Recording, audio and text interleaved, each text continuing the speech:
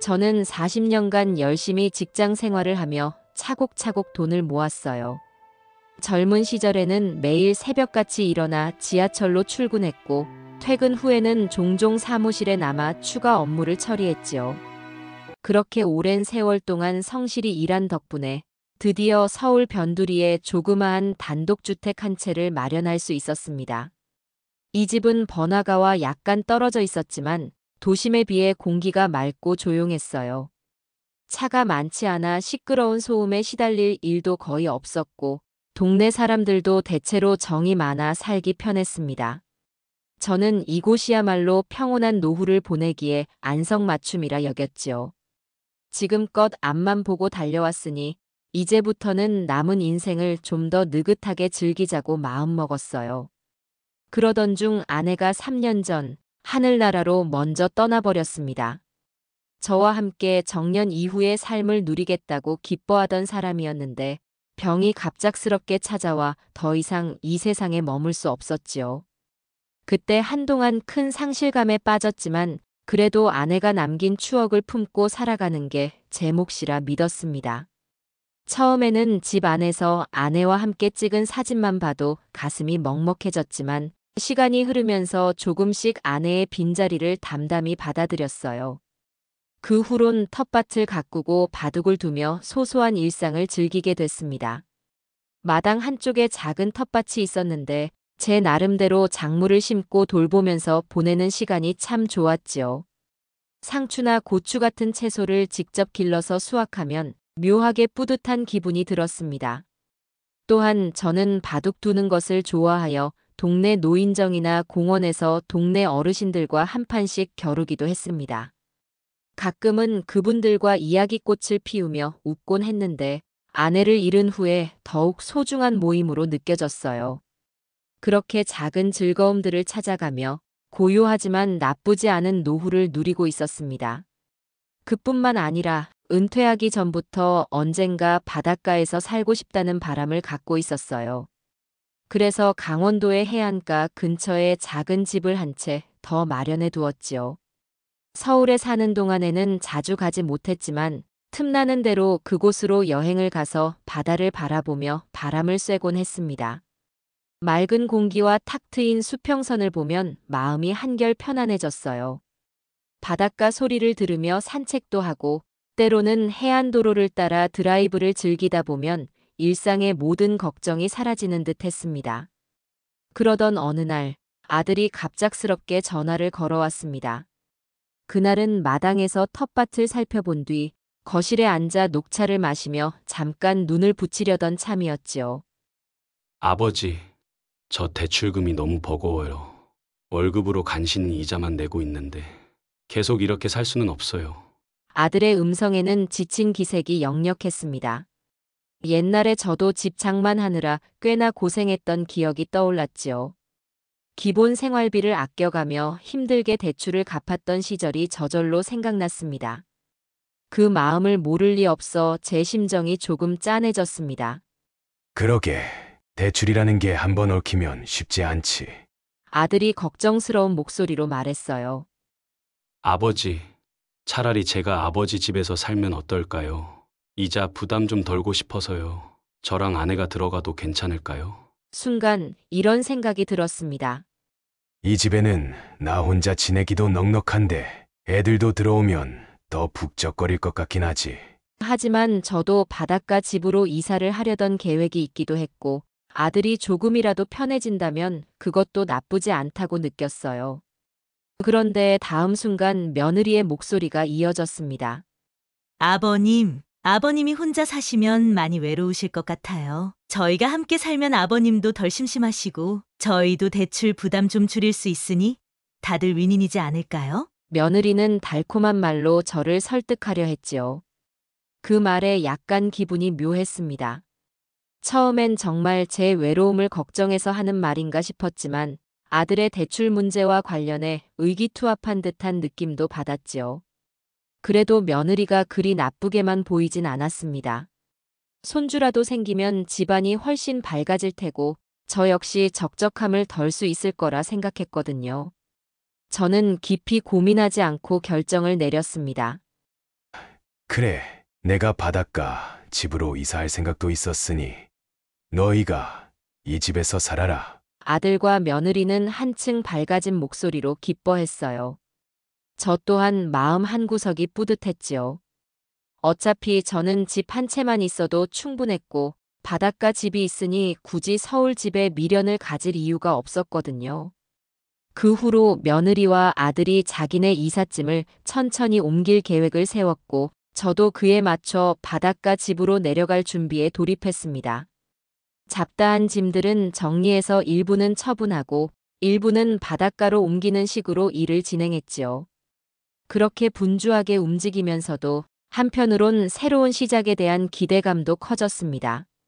하지만 완전히 이사하기 전 아무래도 그동안 제가 혼자 살아서 이 집에 부족한 부분이 있을 것 같아 아들과 며느리가 편히 지낼 수 있도록 조금 손봐주고 싶었어요. 그래서 벽지나 바닥, 낡은 창문 같은 것들을 다시 살피며 보수했지요. 그렇게 며칠을 공들여 손보고 나니 아무래도 집이 깔끔해져서 뿌듯했습니다.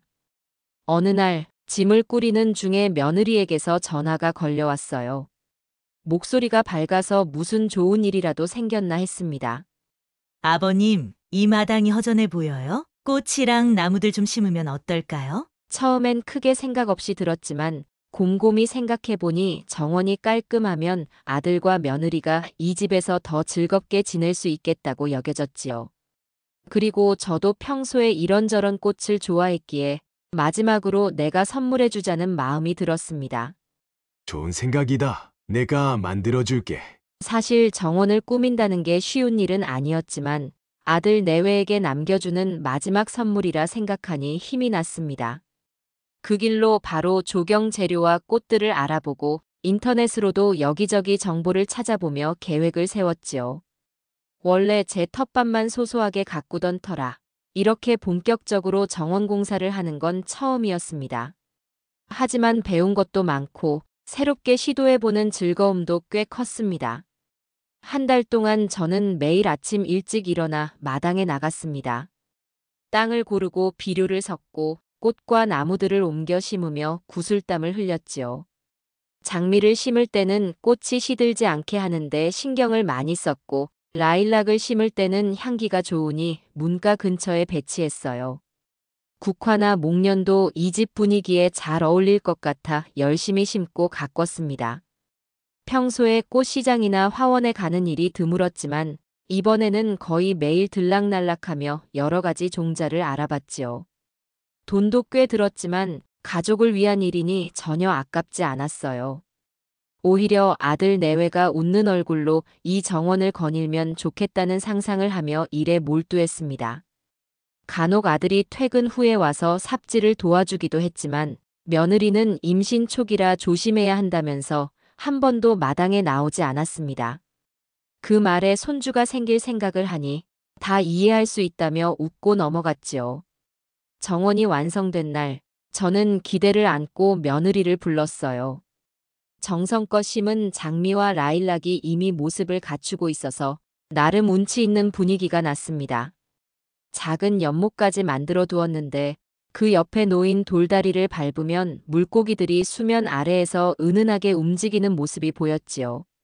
그때 며느리가 한 걸음 물러서서 꽃들을 살펴보더니 말했습니다. 예쁘네요. 근데 관리가 힘들지 않을까요? 순간 좀 의아했지만 크게 신경 쓰지 않았습니다. 어차피 제가 가끔 와서 돌봐주면 될 거라 생각했거든요. 사실 저는 정원에서 일하는 것이 몸은 좀 힘들어도 마음은 편해지는 일이라 여겼습니다.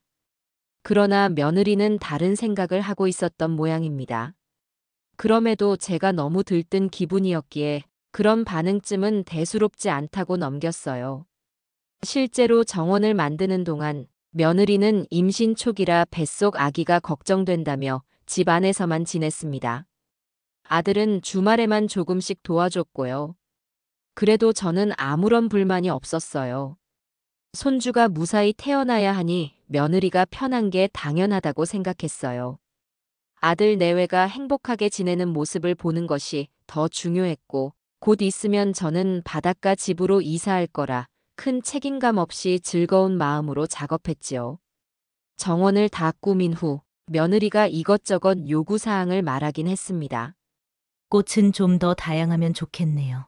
연못에 조명 달면 더 예쁠 것 같아요. 저는 그 정도는 해줄 수 있지 싶어 가능한 한다 들어주었습니다. 그렇지만 점점 더 요구가 많아지는 듯해서 약간은 피곤했어요. 그래도 임신 중이니 예민할 수도 있겠다 싶어 불만을 표현하진 않았습니다. 그렇게 정원이 완성되었고 저는 바닷가 마을로 간지 일주일쯤 지났을 때 며느리가 불만 섞인 목소리로 전화를 해왔어요. 아버님, 정원에 벌레가 너무 많아요. 어제는 모기한테 3군데나 물렸다고요. 사실 꽃이나 나무를 심으면 어느 정도 벌레가 생기는 건 자연스러운 일이었지요. 그래서 저는 간단하게 해결할 수 있다고 생각했습니다. 모기약을 뿌리면 되지. 그런데 며느리는 단호한 목소리로 거절했어요. 화학물질은 아기에게 안 좋아요. 이때부터 뭔가 분위기가 심상치 않다고 느꼈습니다. 정원을 만들어달라 한 건 며느리였는데 벌레가 많으니 모기약은 안 된다 하고 그렇다고 그냥 두는 것도 싫어하니 답답하더군요. 그래서 일단 며느리 마음을 달래주려는 쪽으로 생각했어요. 좀 더 자연 친화적인 방법으로 모기나 벌레를 줄일 수 있을까 하고요. 그러나 다음 날 며느리가 또 전화를 해서는 뜻밖의 얘기를 꺼냈습니다. 아버님, 이 정원 관리는 누가 해요? 저는 순간 당황했지만 어느 정도 예상은 했습니다. 아들과 며느리가 바쁜 건 알고 있었고 게다가 임신 중이니 정원 관리를 혼자서 해내기는 어렵겠지요. 그래서 평소처럼 제가 곧 손을 봐줄 수 있다고 대답했습니다. 내가 가끔 가서 도와줄게. 그런데 며느리의 반응이 시원치 않았습니다. 잠깐 대화를 마무리하긴 했지만 묘하게 불만스러운 기색이 느껴졌습니다. 저는 정원은 내가 만들어줬으니 관리 책임도 내게 있다고 생각하나 싶어 조금 씁쓸했어요. 그 뒤로 며칠 지나지 않아 며느리가 또 전화를 걸어왔습니다. 아버님, 정원에 잡초가 너무 많아요. 와서 좀 뽑아주세요. 평소 같으면 그래, 알았다 하고 바로 차 타고 달려가도 됐겠지만 저는 그때 바닷가 집 리모델링 공사 문제로 꽤 바빴습니다. 그래도 가족이니 또 며느리가 임신 중이라 고생하지 말라고 일부러 시간을 내어 서울까지 올라갔지요. 일손을 돕는 김에 정원도 다시 손보고 벌레도 어느 정도 잡아주려 노력했습니다. 그런데 그걸로 끝이 아니었습니다. 그 후로 며느리는 매일 아침 전화를 걸어 물어댔습니다. 아버님, 정원 잡초 뽑으러 언제 오세요? 처음엔 어느 정도 이해했지만 하루가 멀다 하고 같은 요청이 이어지니 점점 기운이 빠졌어요. 아들은 이 상황에서 아무런 도움도 되지 않았습니다. 오히려 며느리 편을 들기만 했습니다. 아버지가 만든 정원이니 관리도 아버지 책임이죠. 저는 그 말이 섭섭했지만 이 또한 꾹 참고 넘겼지요. 그래도 내가 사랑하는 아들과 손주가 머무를 집이니 내가 조금 더 수고하자는 마음이었어요. 며느리의 전화가 걸려온 건 비가 올 듯 말 듯한 어느 흐린 날이었어요. 그날도 저는 새벽 일찍 일어나 바닷가 집 공사에 필요한 자재를 확인하고 있었지요. 현장에 가기 전 혹시나 놓친 것이 없는지 점검하던 중 며느리의 이름이 휴대폰 화면에 떴습니다. 머릿속에는 또 무슨 일일까 하는 생각이 스쳤지만 그냥 모른 채 할 수는 없어서 전화를 받았죠.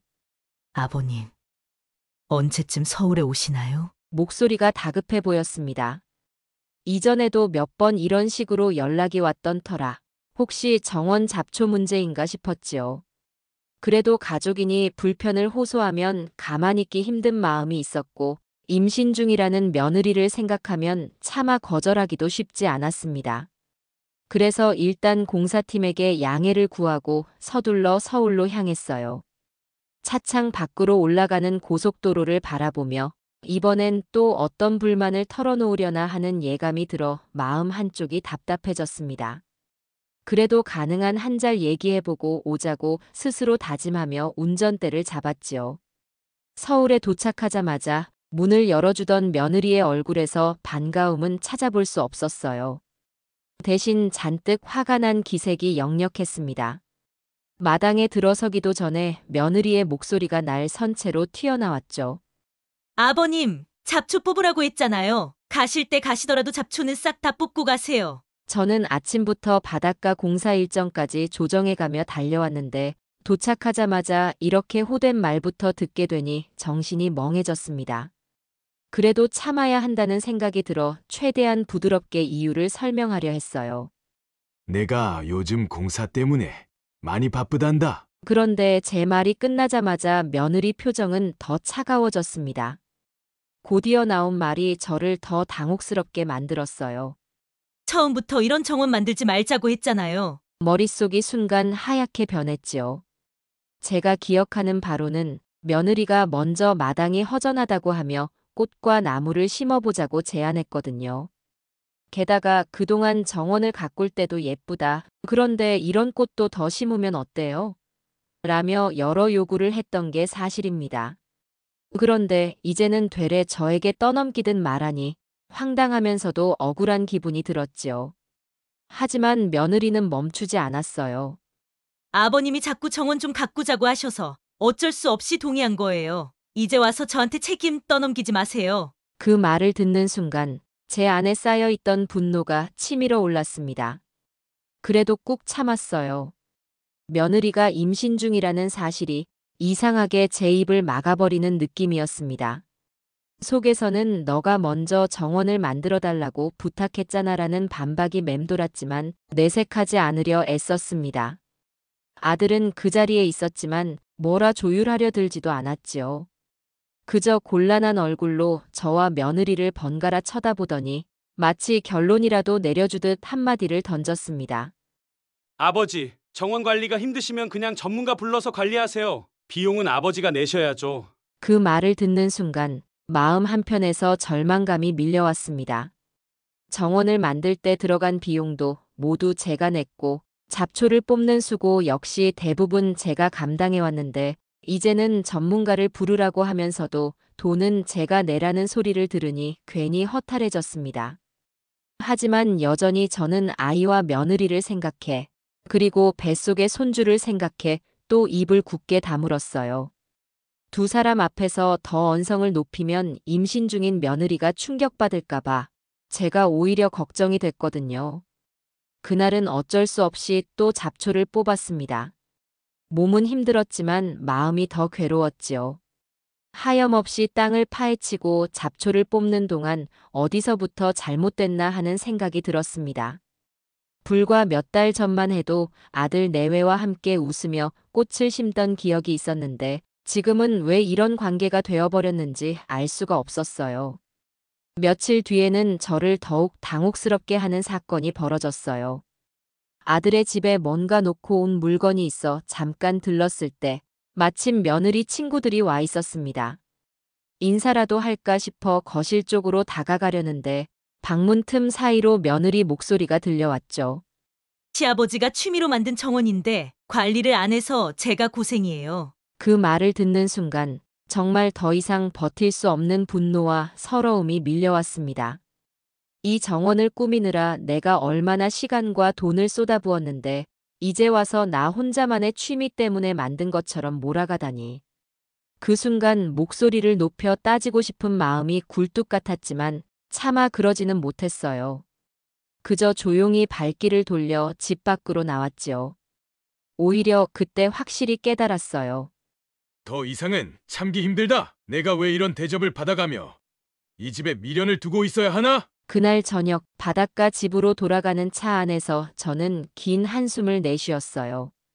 수십 년을 일하고 모은 돈으로 마련한 집이었는데 지금 이 상태로 두 사람에게 떠넘길 수는 없겠다는 생각이 들었습니다. 그저 할 말을 잃을 정도로 실망스러웠고 아들마저도 제 편은커녕 며느리 편에 서서 제게 더 많은 부담만 지우려 했으니까요. 그렇게 마음속에 어떤 단단한 결정이 조금씩 자라나기 시작했습니다. 그로부터 며칠 후 바닷가 집 공사를 마무리해야 할 시기가 왔습니다. 지붕 보수와 실내 인테리어가 어느 정도 완료되어 이제 세세한 점검만 남은 단계였지요. 저는 공사 관계자들과 약속 시간을 잡아놓고 하나하나 꼼꼼히 살펴본 뒤에 마무리 지으려 계획하고 있었습니다.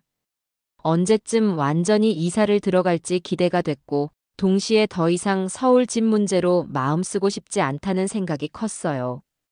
이제 정말 이곳에서 편하게 살 수 있을지도 모르겠다는 작은 희망도 생겼습니다.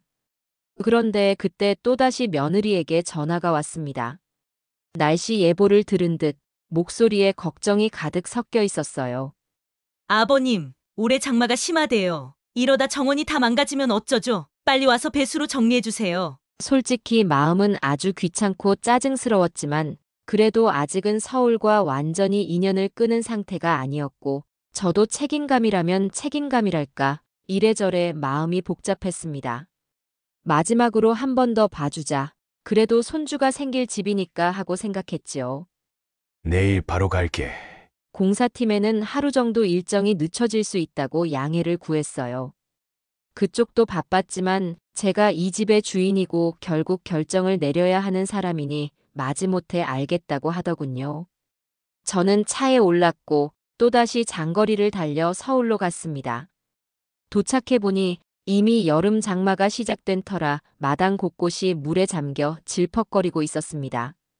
비가 계속 내려서 땅이 무척이나 미끄러웠어요. 좀 늦게 출발한 탓도 있었지만 어쨌든 하루 종일 거기서 배수로를 파고 보수하는 일에 매달렸습니다. 흙탕물에 온몸이 젖고 땀과 빗물이 뒤섞여 고생이 이만저만 아니었지요. 그래도 이제 한 번만 더 참으면 된다 하는 마음으로 버텼습니다. 해가 뉘엿뉘엿 질 무렵 아들이 퇴근에 들어왔습니다. 며느리는 거실에 앉아 발만 동동 구르며 불만을 늘어놓고 있었고 저는 저대로 몸이 천근만근이라 씻고 쉬고 싶었어요. 그런데 현관 가까이에서 그 둘이 대화하는 소리가 선명하게 들려왔습니다. 여보, 아버님 때문에 너무 힘들어. 정원 관리비 내달라고 하면 어떨까? 순간 마음이 쿵 하고 내려앉았습니다. 아들은 그 말을 듣자마자 아무런 반박 없이 이렇게 말했어요. 그럼 아버지가 만든 정원이니 관리비도 아버지가 내셔야지. 저는 그 자리에 그대로 얼어붙고 말았어요. 배수로 정비를 해주고 잡초를 뽑고 집수리에 보탠 돈까지 전부 제가 부담했는데 이제는 정원 관리비라는 이름으로 또 돈을 요구하겠다니. 그저 허탈하고 씁쓸했습니다. 이제 더 이상은 무리다. 미련 없이 정리하자. 이렇게까지 하면서 무슨 가족이냐. 그 순간 마음속이 한꺼번에 싸늘해졌습니다. 그날 밤 허리가 욱신거려 잠을 설치면서도 계속 집을 처분할 생각만 했습니다. 차라리 바닷가로 완전히 이사하고 이 집은 팔아버리는 편이 낫겠다 싶었어요. 아들과 며느리가 난처하겠지만 저도 이제 한계였거든요. 오히려 제가 더 이상 참아줄 이유가 없다고 느꼈습니다. 다음 날 아침 눈을 뜨자마자 저는 부동산 중개사에게 연락을 했어요. 제 집 매물로 내주세요. 최대한 빨리 팔고 싶습니다. 수화기 너머로 중개사는 살짝 놀라면서도 집이 좋은 위치고 잘 관리된 주택이라면 금방 팔릴 거라고 말했지요.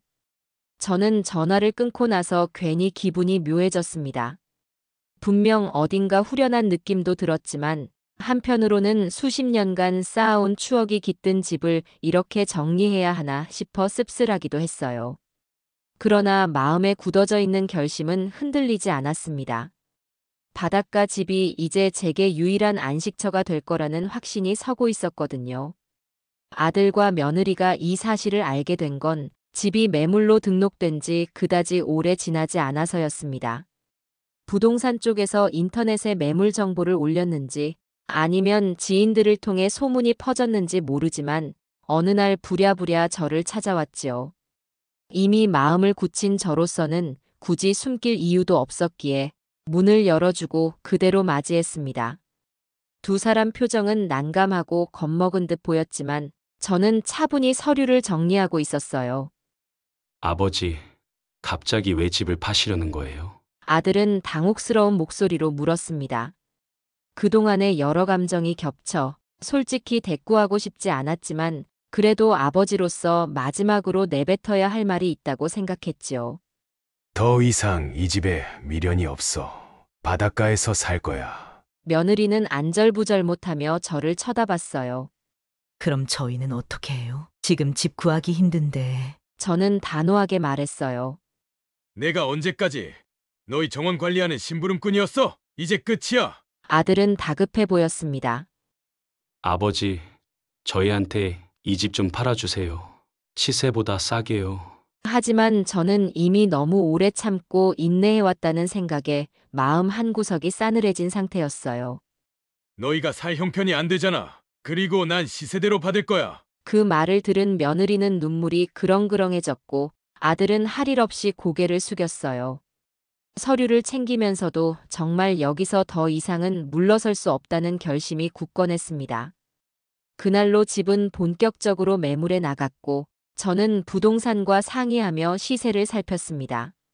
마침 집을 구하던 이가 마음에 들어 한다고 연락이 왔고 생각보다 빠른 시일 내에 계약이 성사될 듯하다는 소식을 들었지요. 제 마음에도 10수년 넘게 살았던 이 공간을 떠난다는 아쉬움이 없진 않았지만 이제 놓아줄 때가 됐다고 스스로를 다독였습니다. 결국 일주일 만에 집을 사겠다는 매수자가 나타났고 바로 계약 날짜가 잡혔습니다. 며칠 뒤 서울집에서 남은 짐을 정리하고 있는데 아들과 며느리가 호되게 놀란 표정으로 저한테 오더군요.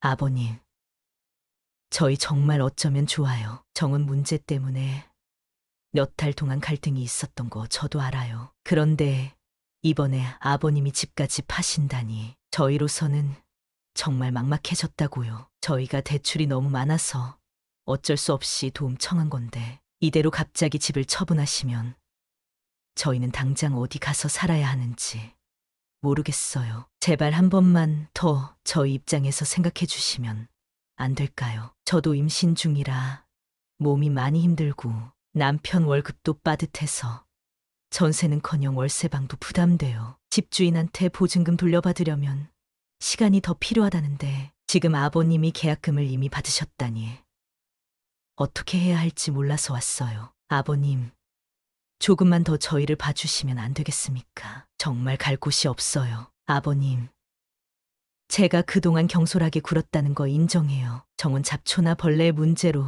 자주 전화드린 것도 잘못이었다고 생각해요. 그때는 임신 초기라 예민해서 그랬고 남편도 저도 아버님 의도 잘못 이해한 부분이 있었을 거예요. 하지만 그렇다고 집을 당장 파시면 저희는 정말 막막해요. 조금만 시간을 주시고 기회를 주시면 안 되나요? 지금 전세금도 제대로 마련 못 해놓은 상태라서 당장 나가라 하시면 거리로 나앉아야 해요. 제가 인정할 건 인정해요. 정원을 만든 건 아버님이 날 위해 주신 배려였는데 제가 그걸 잘 관리 못했고 귀찮다고 생각했던 점도 사실이에요. 그렇다고 해도 이렇게 갑자기 집을 파실 줄은 몰랐어요. 아버님이 이사할 거다 하실 때까지만 해도 설마 이렇게 빨리 결정하실 줄은 생각도 못했는데 정말 제발 조금만 더 시간을 주시면 안 될까요? 저희가 알아서 노력해 보겠습니다. 너희가 알아서 노력한다고? 그래, 그 말수도 없이 들었다. 그런데 정원에 꽃을 심어달라며 주문한 건 너희였고 막상 꽃이 자라나자 벌레가 싫다고 난리를 쳤잖아. 모기약도 못 부리게 하면서 매일 잡초 뽑으라고 나를 불러대니 대체 그게 얼마나 무리한 요구였는지 너희는 알고 있니? 처음엔 나도 가족이라서 손주봐야 하니까 도와주자 싶었다. 그런데 갈수록 점점 더 요구만 많아지더라. 결국엔 정원 관리비까지 내놓으라는 말이 오가고 내가 만든 정원을 두고 취미로 만든 건데 왜 우리가 고생해야 하냐며 뒤에서 험담했다는 것도 다 들었다. 이쯤 되면 정말 기가 막혀서 더 할 말이 없더라. 지금 와서 아버님 한 번만 봐주세요라고 눈물로 호소한다고 내가 마음을 바꿀 것 같아? 너희가 뭘 잘못했는지 정말 알기는 하니? 나는 이미 여러 번 기회를 줬어. 그런데 그 기회들을 전부 너희가 걷어차 버린 거다. 맞아요. 저희가 여러모로 부족했고 아버님께 의지하면서도 고마움을 제대로 표현하지 못했어요. 집이나 정원 문제도 그렇고 아버님이 바닷가, 집을 리모델링하느라 힘드신 줄 알면서도 자꾸만 불렀던 것도 사실이에요. 근데 그게 임신 중이라 몸이 힘들다 보니 조금만 잡초가 보여도 막막해졌거든요. 제 생각이 짧았어요. 정말 잘못했습니다. 이제 다시는 그런 무리한 요구 안 할게요. 더 이상 정원 때문에 아버님 귀찮게 굴지도 않을 거예요. 제가 그 부분은 분명하게 약속드릴 수 있어요. 아버님이 용서만 해주신다면 남편이랑 저랑 진심으로 반성하고 다시 잘 모실게요. 조금만 더 시간을 주시면 저희도 어떻게든 방법을 찾아보겠습니다. 근데 지금은 전세금 마련도 안 돼 있고 갑작스럽게 방을 빼야 할 상황이 되면 저희는 당장 머물 곳이 없어요. 아기 낳으려면 병원 가까운 데도 알아봐야 하고 여러모로 돈이 필요한 시기인데 이런 식으로 한 달 후에 나가라고 하시면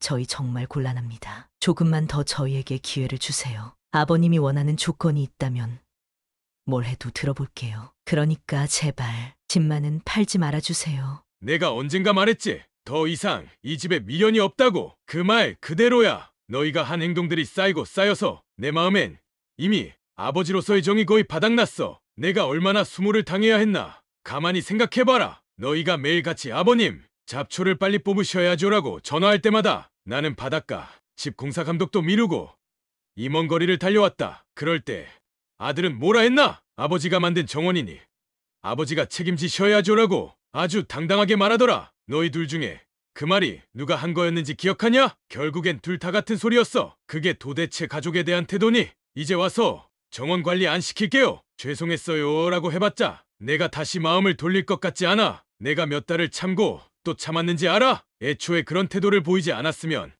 여기까지 오지도 않았을 거야. 아버님, 정말 죄송해요. 그때는 저희가 미처 생각이 짧았고 임신으로 예민했던 탓도 있었어요. 남편도 직장 생활이 힘드니까 자꾸 제 편만 들어서 그게 아버님 마음에 상처가 될 줄 몰랐어요. 이해해 주신다면 앞으로는 절대 아버님한테 무리한 부탁 안 드릴게요. 그러니까 이번 한 번만 정말 마지막 한 번만 용서해 주세요.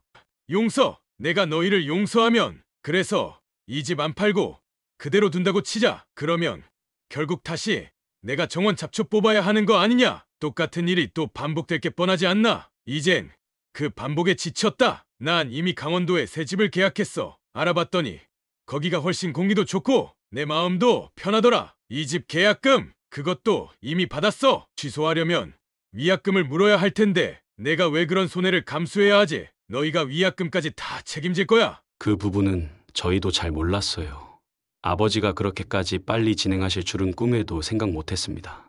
하지만 이제라도 어떻게든 방법을 찾아볼 테니까 제발 계약을 취소하시고 저희에게 기회를 주세요. 저는 얼마 전 직장에서 인사이동이 있었는데 월급이 조금이나마 오를지도 몰라요. 그러면 모아둔 적금이랑 합쳐서 최대한 노력해 보겠습니다.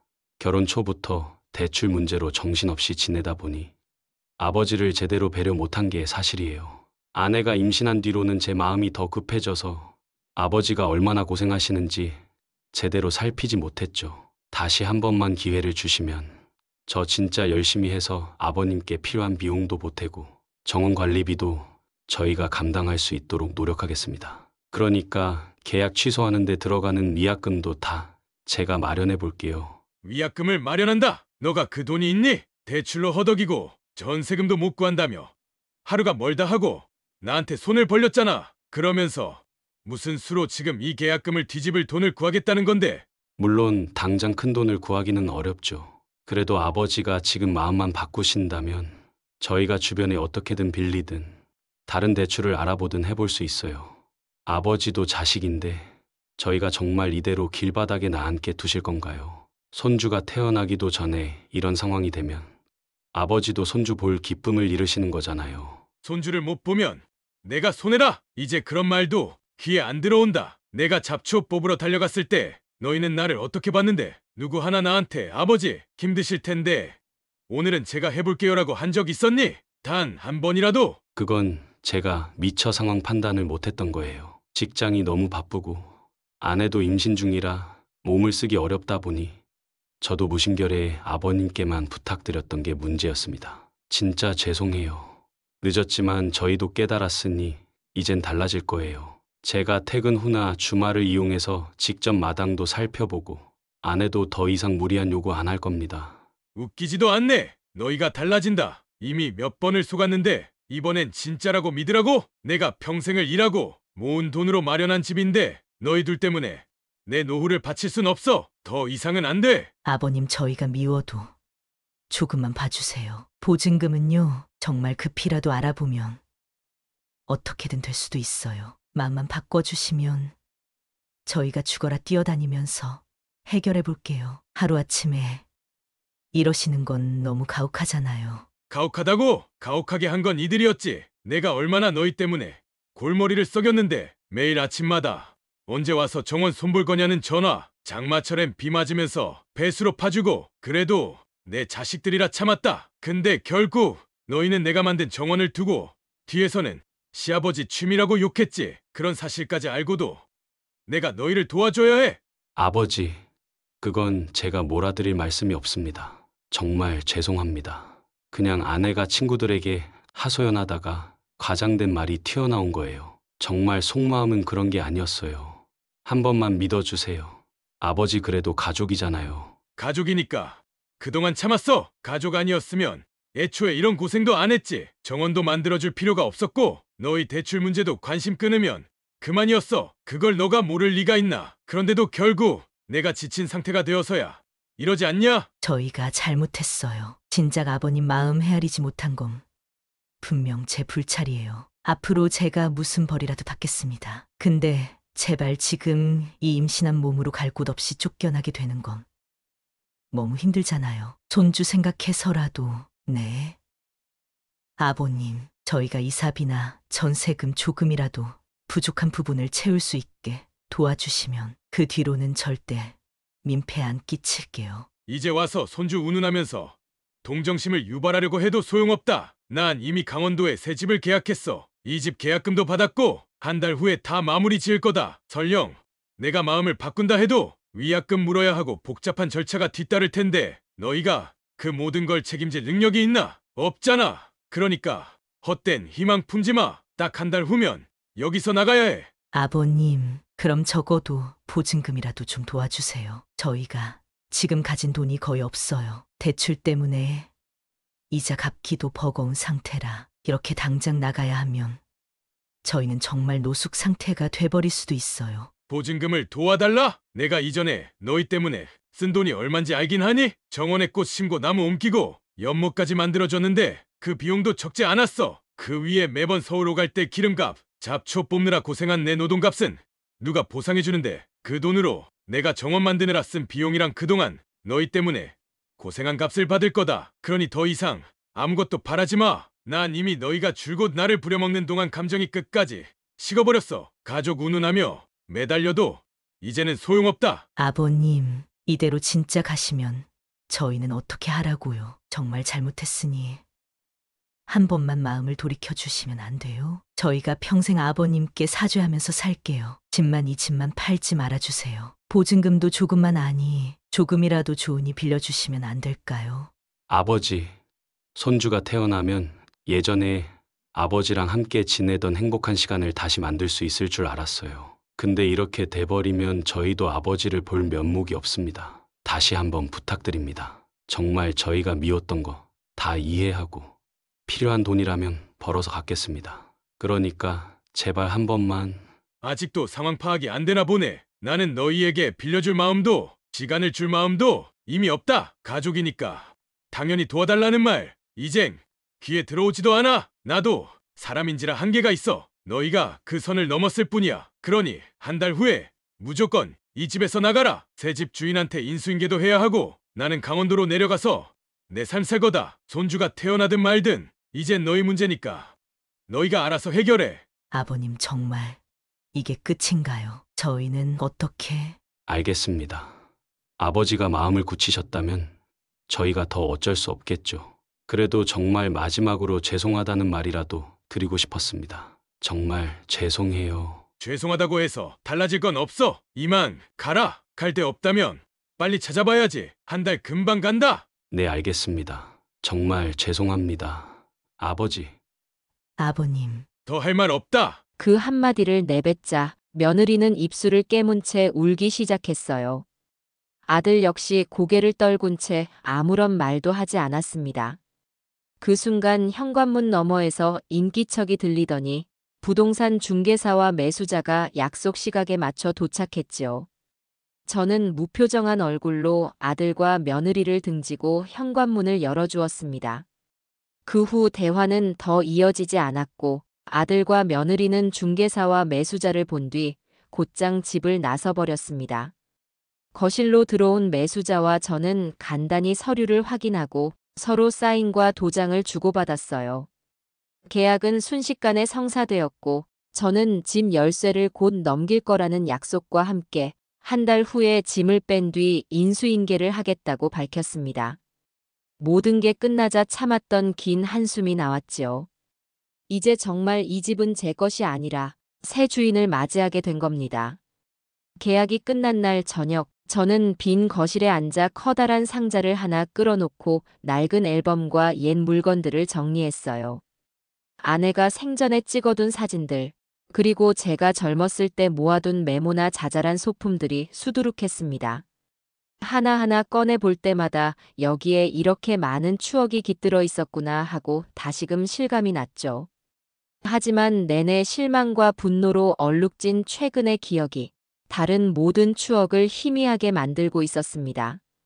아내가 보고 있다면 어떤 표정을 짓고 있을까 하고 잠시 상상했지만 지금은 그저 뒷일을 정리하는 것 외에 다른 선택지가 없었어요.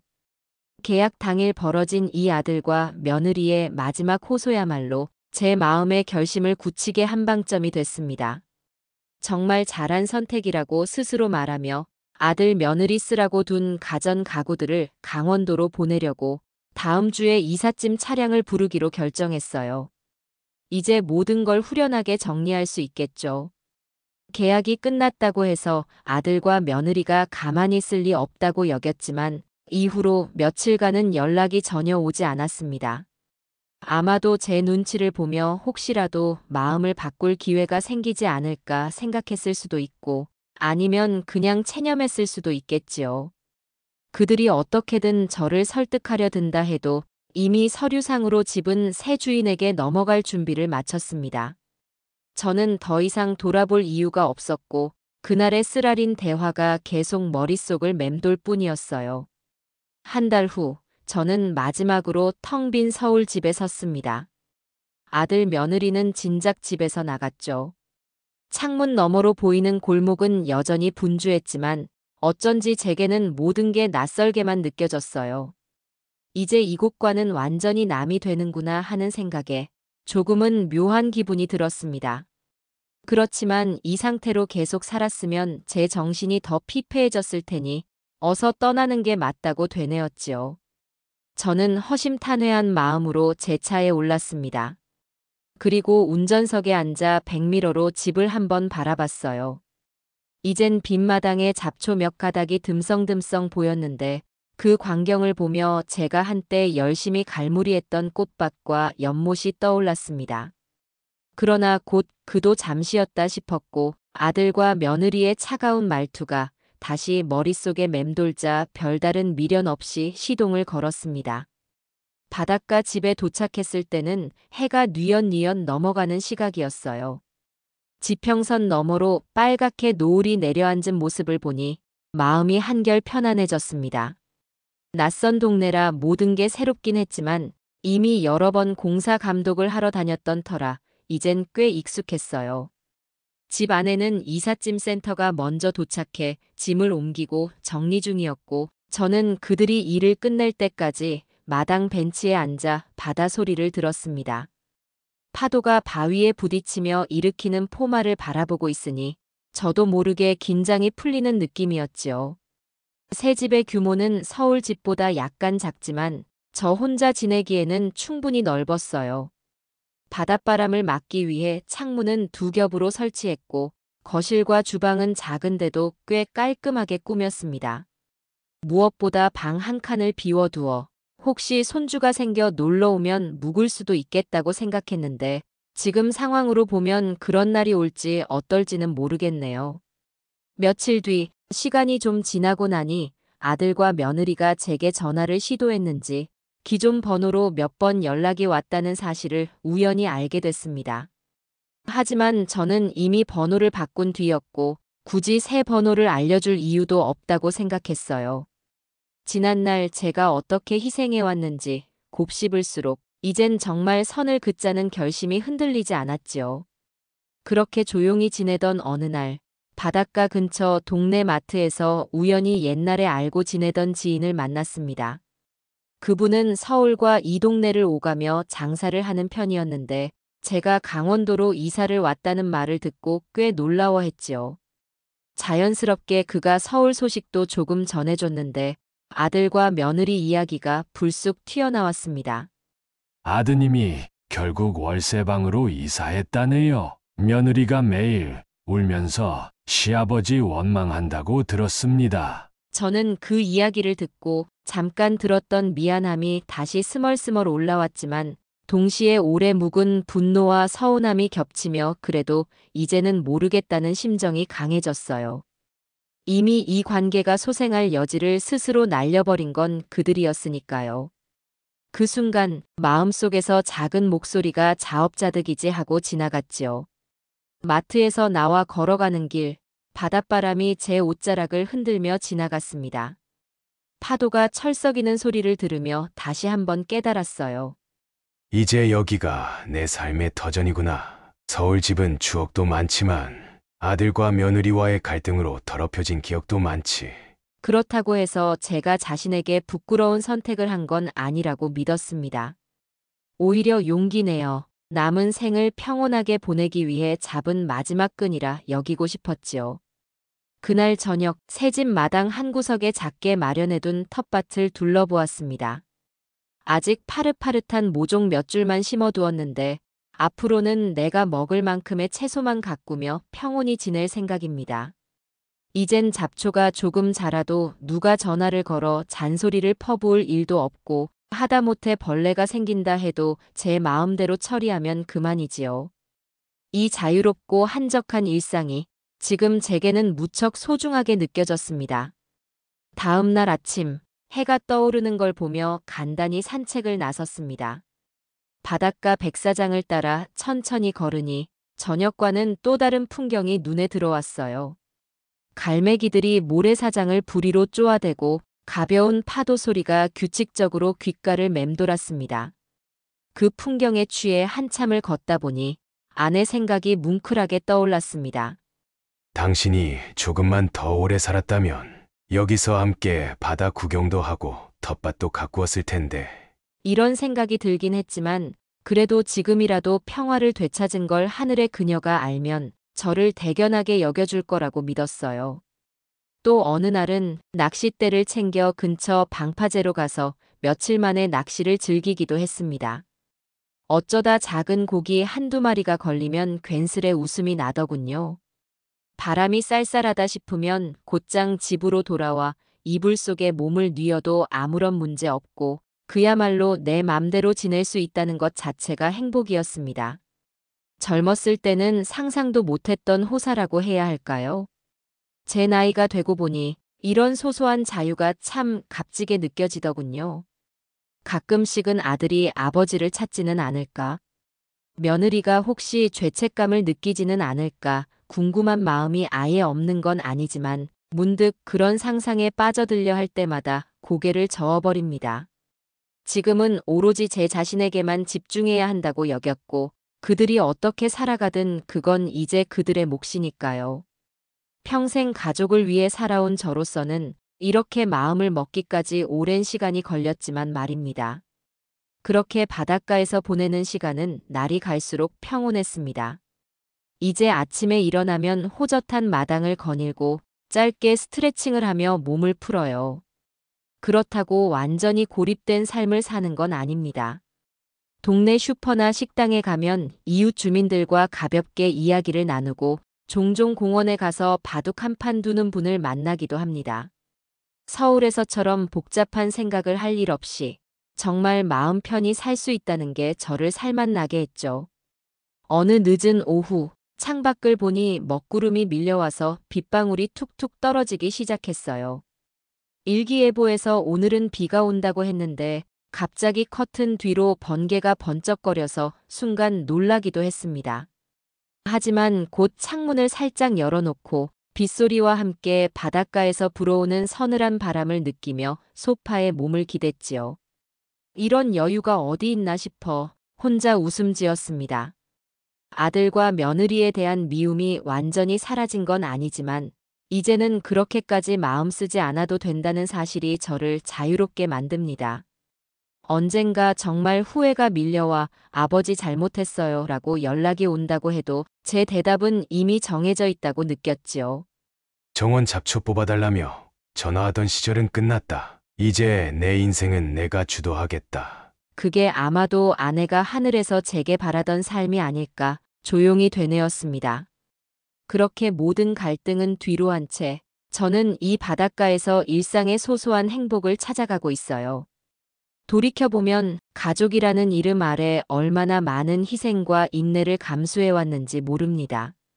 그러나 누구나 한 번쯤은 자기 자신을 우선순위에 두어야 한다고 생각해요. 저에게 그 시기는 바로 지금이었고 결국 늦게나마 용기를 내서 선택한 결과가 이렇게 평온한 결말을 선물해줬죠. 창밖으로 시선을 옮기면 여전히 비가 내리고 바람이 거세게 부는데 마치 그동안의 시끄러웠던 인생을 씻어주는 것만 같았습니다. 저는 나지막이 혼잣말을 했습니다. 이제 정말 내 마음대로 살아도 되겠지. 아무도 대답해주진 않았지만 빗줄기는 점점 거세졌다가 곧 잦아들며 마치 괜찮다고 말해주는 듯 했어요. 저녁 식사로는 마트에서 사온 신선한 해산물을 가볍게 조리해 먹고 따뜻한 물로 샤워를 마친 뒤 조용히 침대에 누워 눈을 감았습니다. 머릿속에는 낚시와 텃밭일이 가득했고 아들과 며느리에 대한 생각은 점점 흐릿해져 갔습니다. 그런데 어느 날 오후 마당에 앉아 새로 옮겨 심은 채소들이 잘 자라고 있는지 살피고 있던 참이었는데 휴대폰 벨이 울렸습니다.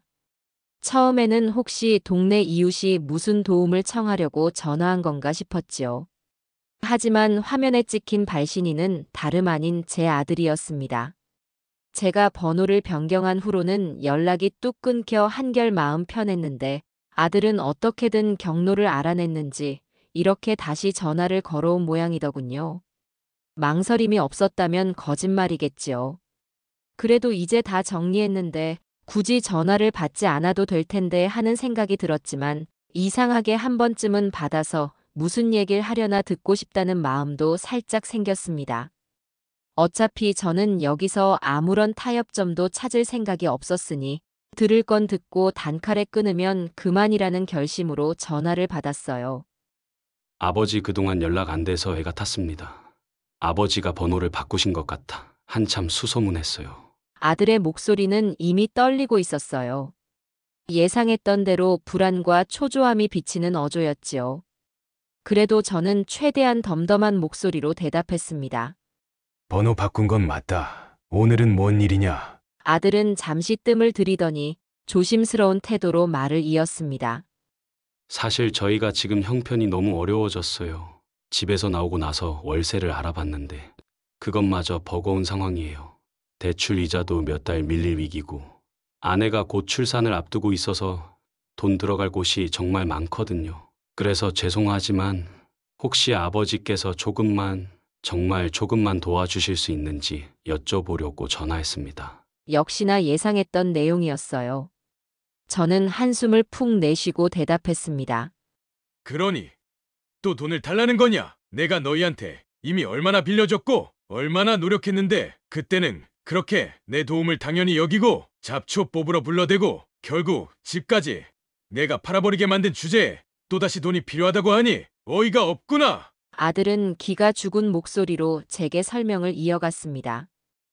아버지, 지금 정말 위급한 상황이긴 해요. 저희가 일자리를 더 구하거나 어떻게든 벌어서 갚아보겠다는 각오는 있는데 당장 병원비나 월세가 밀려서 언제 쫓겨날지 모르는 처지라. 그래서 이번에 잠깐만 손을 빌려주시면 정말 열심히 일해서 갚겠습니다. 그 말에 저는 씁쓸한 웃음을 지었습니다. 어차피 갚는다는 말이 지켜진 적이 없다는 걸 뻔히 알았거든요. 제게 빌려간 돈이 얼마인지는 둘 다 분명히 잘 알고 있었지만 변제하겠다며 약속한 적조차 없었던 게 사실이잖아요. 저는 일부러 냉정한 어조를 유지한 채 말을 뱉었습니다. 너희가 그동안 내게 어떻게 했는지 기억은 하니? 이젠 너가 무슨 사정이 있든 나랑은 상관없다. 손주가 곧 태어난다 한들 내가 신경 써야 할 이유는 없어. 너희가 알아서 해야지. 아들은 금방이라도 울음이 터질 듯한 목소리로 이어 말했어요. 아버지, 저희가 정말 잘못한 거 알아요. 그때 정원 관리 문제나 여러 가지로 아버지를 힘들게 한 거 인정합니다. 하지만 저희도 그동안 후회하고 반성 많이 했어요. 임신한 상태에서 집사람이 예민하다 보니 아버님 마음을 제대로 못 헤아렸고, 저도 직장 문제로 정신이 없어서 아버지를 배려하지 못한 건 사실이죠. 한 번만, 딱 한 번만 더 도와주시면 그 은혜 절대 잊지 않고 갚겠습니다. 진짜 얼마가 됐든 무조건 갚을게요. 아들의 울먹임에 흔들릴 법도 했지만 이제 저는 더 이상 뒤로 돌아갈 마음이 없었어요. 전에 주고받은 대화나 그동안의 갈등이 머리를 스쳤고 제 아들이 맞나 싶을 정도로 이기적인 태도를 보였던 그날들이 선명하게 떠올랐습니다. 그래서 덤덤하게, 그러나 분명히 거절 의사를 밝혔습니다. 난 너희가 반성하고 있다고 생각 안 해. 그리고 반성한다 한들 내가 받아줘야 할 이유가 없다. 너희가 힘들 때마다 내게 기댈 생각이라면 이제 그만둬라. 나도 너희 문제에 귀말리고 싶지 않아. 그 집 파는 과정에서 내가 어떤 심정이었는지 너는 알지도 못하겠지. 아들은 잠시 말을 잇지 못했어요. 저는 그 침묵 속에서 옛날 기억이 스쳤습니다. 그나마 아들이 철없을 때부터 제가 어떻게 뒷바라지를 해왔는지, 결혼 후에도 아내와 둘이 대출 힘들다고 해서 집에 들어오게 해줬더니 결국은 저를 부려먹은 사실이 스쳐 지나갔지요. 아버지, 제 말 좀 들어주세요. 저도 이제 한 가정이 가장이고 애 아빠가 될 사람이라 이대로 주저앉을 수 없어요. 그래서 도저히 다른 방법이 안 보여서 아버지가 조금만 도와주시면 다시 일어서 보려고요. 정말 다음에는 절대 민폐 안 끼치고 저희가 자립하겠습니다. 그 말을 듣는 순간 지난날 아들과 며느리가 정원 문제로 저를 몰아붙이던 모습이 또 떠올랐어요. 이미 여러 번 속아왔다는 생각과 함께 그래서 이번엔 뭐가 달라지겠냐는 의구심만 강하게 들었습니다. 결국 저는 단호하게 거절을 택했습니다. 나는 더 할 말 없다. 너 말 들어봐야 항상 같은 결론이더라. 조금만 도와주세요. 반성합니다. 이제 안 그러겠습니다. 그렇지만 결국 달라진 건 하나도 없었고 이젠 내 마음도 너희에게 닫혀버렸어. 죄책감 느끼지 않아도 된다. 너희가 이제 어떤 처지에 놓이든 난 관여 안 할 거다. 아들의 울먹이는 숨소리가 전화 너머로 생생히 전해졌지만 제 결심이 흔들리진 않았습니다. 아들은 마지막으로 애원하듯 말을 건넸어요. 아버지 정말 이대로 끊으시면 저희는 더 이상 방법이 없어요. 아내도 요즘 우울증 기미가 있어 걱정이 태산인데 돈이 없어서 치료도 망설이게 됩니다. 손주가 태어나는데 이렇게 되면 아버지도 손주 얼굴 보지 못할 수도 있어요. 그러나 저는 이미 충분히 생각하고 결정한 사안이었지요. 더는 듣고 싶지 않았습니다. 단호한 목소리로 다시 정리했습니다. 그래. 손주 얼굴 못 보면 그건 어쩔 수 없지. 너가 아무리 애원하고 죄책감을 느끼게 하려 해도 이제 와서 내 마음이 바뀔 거라 생각하지 말아라. 이미 수없이 당해오고 나서는 가족이라 해도 한계를 느껴버렸으니까 이제 너 인생은 너가 책임져야지.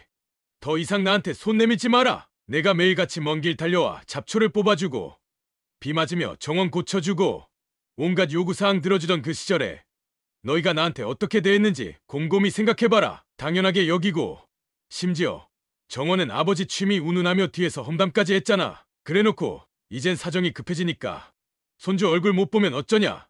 보증금이 어떻다 하며 내 마음을 흔들어 보겠다고? 미안하지만 이미 늦었다. 그렇게 내 선의를 만만하게 보고 정원 관리비까지 떠넘기려 들던 너희의 태도가 한두 번이었나. 내가 여기까지 마음을 굳히게 된 건 너희가 차곡차곡 쌓아올린 배신감 때문이야. 애초에 가족이라면 도움을 받았으면 고마워할 줄도 알아야 했겠지. 하지만 너희는 감사는커녕 내 호의를 당연한 권리처럼 여겼고 막상 내가 힘들다는 기색이라도 보이면 귀찮은 듯 등을 돌렸다. 이젠 그런 모습이 떠오를 때마다 다시는 물러서고 싶지 않다는 생각만 든다. 손주가 태어난다 해도 내가 왜 그걸 이유로 또 손해봐야 하나. 너가 힘들든 말든 그건 너 몫이고 너 책임이지.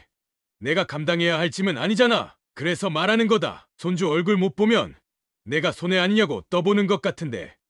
과연 진짜 손해가 누군지 잘 생각해봐. 앞으로도 계속 이런 식으로 남에게 의지하려 한다면 결국 너가 잃는 게 더 클 거다. 나는 이미 너희 때문에 참을 만큼 참았고 해줄 만큼 해줬다. 가족이라기에 여러 번 기회를 줬지만 다 물거품이 된 뒤엔 남는 게 아무것도 없었다. 그러니 지금 와서 억지로 죄책감을 심어준들 내가 그래 그럼 다시 도와줄게 하는 사람이었으면 벌써 도와줬겠지. 하지만 난 이미 결심했다. 내 남은 인생은 편안하게 살고 싶다. 더 이상 너희에게 이용당하거나 필요할 때만 불려다니는 존재로 남고 싶지 않아. 뭐가 그렇게 급하면 또다시 전화번호까지 알아내서 연락했겠지. 하지만 그걸로 감동받을 일도 없고 원망스러운 마음도 이제 다 소진됐다. 내가 참았던 거, 잊으려 했던 거 다 한계가 있었다는 걸 깨달은 거지. 너가 아무리 울먹이고 무릎이라도 꿇는다 한들 내 마음은 이미 돌아설 수 없는 지점에 와 있어. 평생 힘겹게 일해서 마련한 내 노후를 너희가 더는 갉아먹게 둘 수 없다. 설령 손주가 아무 잘못도 없다 해도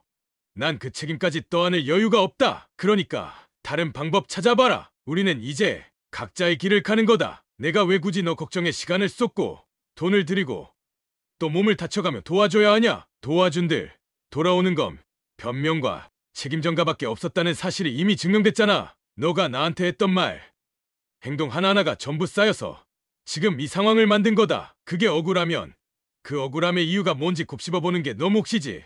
내 몫이 아니야. 나도 사람인 이상 시시콜콜한 걸 다 기억하고 싶지도 않지만 이미 받은 상처가 깊어져서 회복이 안 돼. 지금이라도 차라리 아버지 마음고생 많으셨죠. 한마디 진작에 했으면 사정이 조금 달라졌을지도 몰라. 하지만 늘 현명한 타이밍은 놓쳐버리고 너희 편할 때만 나를 찾는 태도가 반복됐지. 그 결과가 바로 이거야. 다시는 과거로 돌아가고 싶지도 않고 너희가 여기서 아무리 비는 척해도 소용없다. 낚시하고 텃밭 가꾸는 게 훨씬 더 나한테는 마음이 편하고 가치 있어 보인다. 이제 너 인생은 너가 책임지고 꾸려가라. 손주가 태어날 때 나를 보고 싶다면 너가 배려해서 아버지 여기까지 오실 필요 없어요. 저희가 알아서 잘 키울게요 정도 말할 때야 내가 스스로 보고 싶으면 갈 수는 있겠지. 하지만 이번처럼 억지로 돈 달라고 조르는 일은 없을 거고 내가 돈을 줄 일도 없을 거다. 정말 깨달을 때가 됐다. 내가 언제까지나 아버지라는 이유로 뒷바라지만 해줄 줄 알았냐. 그 기대야말로 오늘로 완전히 끝났다. 자, 더 이상 할 말 없으니 끊어라. 이제 다시 내 번호 알아내도 똑같은 대답만 들을 거다. 그럼 이만. 그 순간 전화를 끊었고 핸드폰을 내려놓으니 묘한 해방감이 찾아왔습니다. 예전 같으면 그래도 아들인데 조금이라도 도움을 줘야 하지 않을까 하며 마음이 흔들렸을 텐데 이번에는 그런 망설임이 전혀 없었어요. 그동안 받았던 상처가 이미 깊이 배어서 더 이상은 자비를 베풀고 싶지 않다는 확신이 들었지요. 전화를 끊고 나서 저는 다시 마당 한 구석에 놓인 모종들을 살펴보았습니다. 잡초가 조금 올라온 게 눈에 띄어 가볍게 잡아 뽑으며 이제 이런 소소한 일조차 누구에게 잔소리를 듣지 않아도 된다는 사실이 새삼스럽게 감사하게 느껴졌습니다. 마음 한구석에 남았던 미안함이나 의무감도 한 번의 통화로 모두 씻겨 내려간 기분이 들었어요. 뒤늦은 해방감이라고 해야 할까요?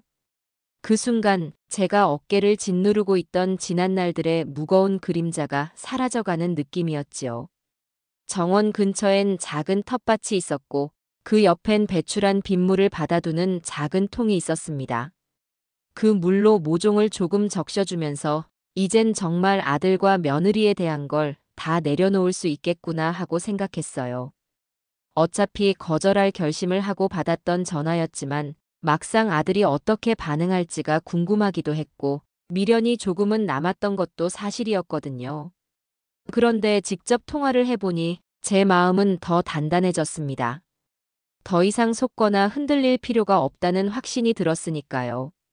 돌아보면 평생 자식만 챙기느라 제 삶의 우선순위를 스스로 결정해 본 적이 드물었던 것 같습니다. 늘 가족을 위해 일하고 가족을 위해 돈을 쓰고 가족을 위해 희생하는 게 당연한 미덕이라고 믿었어요. 하지만 이젠 그런 미덕 뒤에 숨은 고통에서 벗어날 시기가 왔다는 생각이 듭니다. 어쩌면 너무 늦은 걸지도 모르지만 남은 세월은 오롯이 저를 위해서 쓰고 싶어요.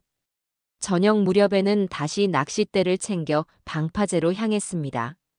슬쩍 어두워지는 하늘 밑에서 파도가 잔잔히 부딪히는 광경을 바라보니 마음이 한결 차분해졌어요. 전화 통화의 여운이 아직도 귓가에 남아 있었지만 이제는 그 어떤 죄책감도 미안함도 책임감도 제게 들러붙지 않았습니다.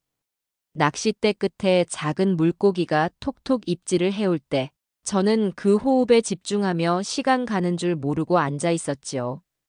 결국 중요한 건 제가 살아가는 이 순간의 평온이라고 믿었거든요. 한참 후 해가 완전히 저물어가자 낚싯대를 접고 집으로 돌아왔습니다. 문을 열고 들어서자 작지만 아늑한 거실이 반겨졌고 저는 아무런 방해도 짜증 섞인 전화도 없는 이곳에서 한숨 돌릴 수 있다는 사실이 무척 소중하게 느껴졌습니다. 이제 다시는 무분별하게 누군가의 요구에 이리저리 휘둘리지 않겠다는 다짐이 확고해졌어요. 저녁으로 간단한 찌개를 끓여 먹고 내일 심을 모종들을 정리하다 보니 어느덧 시간이 훌쩍 지나갔습니다. 바닷바람이 서늘하게 창가를 스치는 소리를 듣다 보면 전에 없던 평화가 마음을 가득 채우고 있음을 깨닫습니다. 누군가는 그렇게까지 할 필요가 있었느냐고 물을지도 모르지만 인생은 결국 자기 자신이 책임지는 거라고 믿어요. 앞으로 남은 날들 동안은 더 이상 잡초를 뽑으러 헐레벌떡 달려가는 일이 없고 누군가 제게 정원 관리비를 요구할 일도 없을 것입니다. 아침이 오면 새로이 떠오르는 해를 바라보며 조용히 미소 짓고 싶은 대로 미소 지을 거예요. 그거면 충분하다고 이제는 확신합니다.